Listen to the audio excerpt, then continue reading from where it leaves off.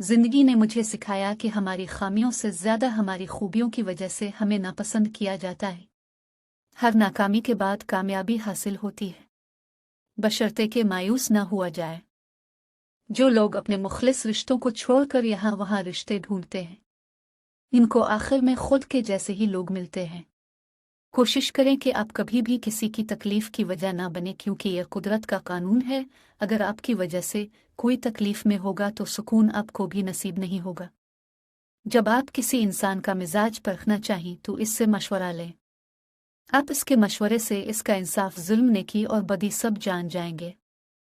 रिश्तों को इतना गलतियां कमजोर नहीं करती जितना गलत फहमियां करती हैं। जानवर जब भूखा हो या खतरे में हो तो इंतहाई खतरनाक होता है, जबकि इंसान जब पेट भरा और ताकतवर हो तो इंतहाई खतरनाक होता है।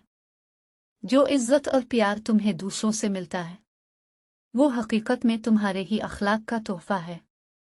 अपनी मिट्टी पे चलने का सलीका सीखो, संगमरमर पे चलोगे तो फिसल जाओगे। अक्सर लोग निकाह से पहले शक्ल और निकाह के बाद सीरत तलाश करते आओ।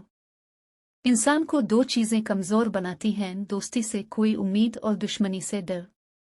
इंसान एक दुकान है और जुबान इसका ताला है। जब ताला खिलता है तो पता चलता है कि दुकान कोयले की है या सोने की ही।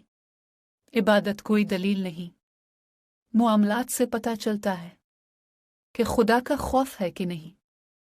हमेशा ही नहीं रहते कभी चेहरे निकाबों में, सभी किरदार खुलते हैं कहानी खत्म होने पर।